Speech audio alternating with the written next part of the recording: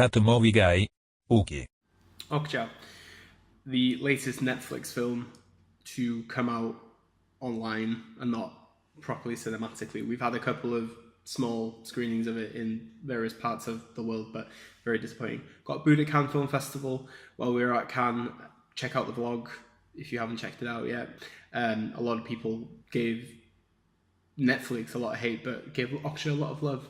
If you don't know, Bong Joon-ho made this film. Bong Joon-ho is one of the best filmmakers that is currently working.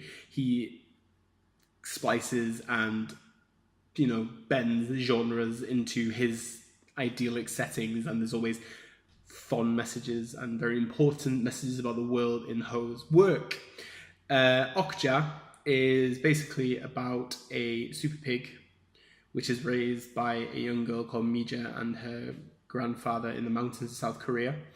Okja becomes this prime super pig that a mass conglomerate called Mirando Corp wants to take back to New York to advertise that this is the future of eating for mankind.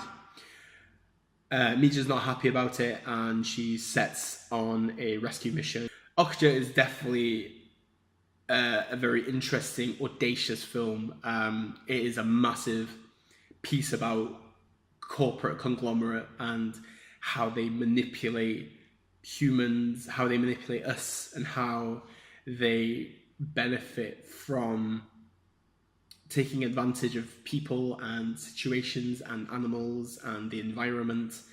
Everything is just poured out here by Bong Joon-ho. It's such an interesting film, and it's so thought-provoking. It is, like I have said, most of his work has meaning and has an explanation to each tale, and this is really about the ugly side of mass corporate greed. The beginning is such a lovely setting. We're in the mountains of South Korea. You see Mija's relationship with Okja and how they love each other, and there's a great relationship. And then we move on to this action-packed second half where she's trying to get Okja out of the truck, and then how she's getting help from Paul Dano and his group. Then we go to this third act of pure just darkness. Really, it's horrible. It's horrifying, some of the scenes, and you think that this is a kids' film at the beginning. It feels so generic. It just feels like a very nice, lovely story, but it just bashes you in the head by the third act, and it's just horrible. It's not very pleasant to see, but you should watch it nonetheless. It's a very important film for our time, I think. It just shows how corporate capitalism, just runs amok. You have this Tilda Swinton's character has such a lovely media face, but the essence of what she's standing for is to make money and taking advantage of these super pigs. I wouldn't say it's vegetarian propaganda. I am a vegetarian myself, and I do not feel in that way. Obviously, I have eaten meat, and I know how meat is created, how meat is produced and stuff. But I don't think it would deter you. It's not a protest film about vegetarians.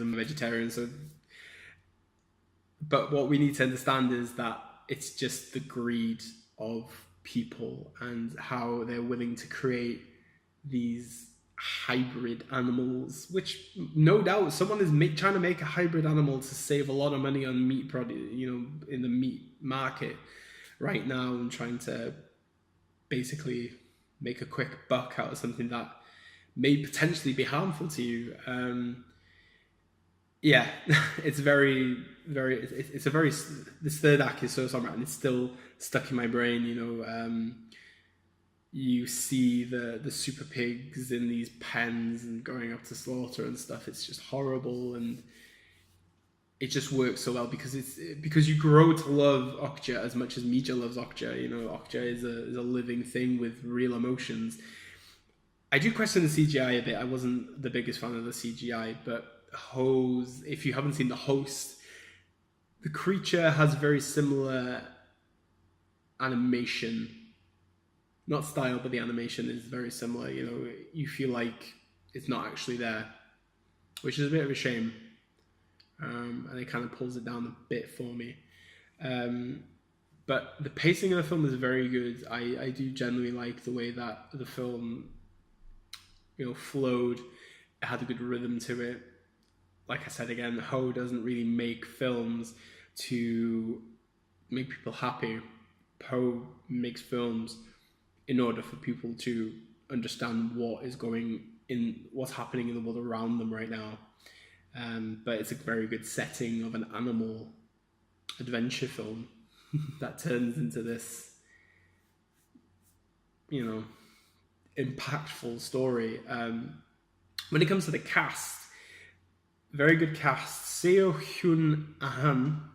I'm very sorry if I have defiled your name, but she's a very good young actress. I do feel like she has a very interesting pout, but at the same time, her evolution in the story as well is very interesting. How the corporation is actually trying to develop her into being this like hero of a girl and things like that. Also, it does make her very interesting, but she defies everyone and she's still herself because she only has one aim in the whole film, and that's to get Okja back to South Korea. And she's very sweet and she's very good, and she has a couple of good action sequences as well. Fair play to her. Tilda Swinton and Bong Joon-ho just work so well together. Anyway, she was so good in Snowpiercer, and she plays twins in this film, two very different twins. But what can you say about Tilda that's not been said about Tilda Swinton before? She's a phenomenal actress, and she is a chameleon of an actress. I really enjoyed her in this, and I do hope that they collaborate again and again and again and again. The big divisive one has been Jake Gyllenhaal. His Dr. Wilcox character, he's very two-faced, as in like, his camera aspect is very different to how he is in real life. Just like any YouTuber or actresses, how we are on screen is so different to how we are in real life, because we can't always be happy people. And I understood the character a lot more than what some other people have. Don't get me wrong, if you have seen some Bong Joon-ho movies, there are very similar irritating characters in his films, and Gyllenhaal's character does set very well within the Joon-ho universe. But I do actually like him in this film. And I'm not saying this because I'm a big Gyllenhaal fan. I genuinely do feel like it was a very different take on the character. He could have just been like a dick bad guy. He could have been like Sam Neill in Jurassic Park. He could be like this like amazing expert and just being very dry and grey and boring.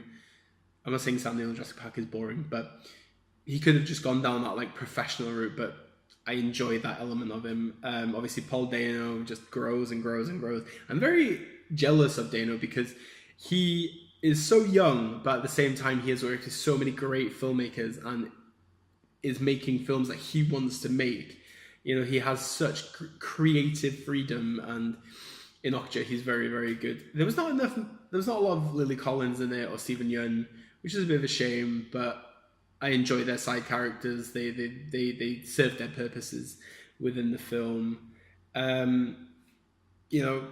If you have a Netflix account and you have nothing better to do, just go watch Okja. Just give it a go. Just watch it. If you don't like it, you don't like it. But at least you're giving it a go, and you are probably watching something more creative than probably going to see Minions 3 this weekend or over the next couple of weekends. Just give it a go, guys. If you like his stuff, watch Snowpiercer, watch The Host, watch Mother, watch Memories of Murder. He's a great filmmaker, and I'm very glad that he has made this film. It's just a shame that I didn't get to see it in the cinema, and I imagine that some other people would agree with me on that one. So if you, there's also a written review on my website, Letterboxd, everything is below. Click, links, everything.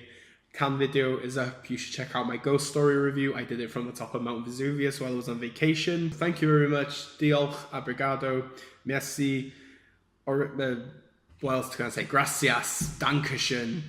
You stay sexy, you crazy people. OK.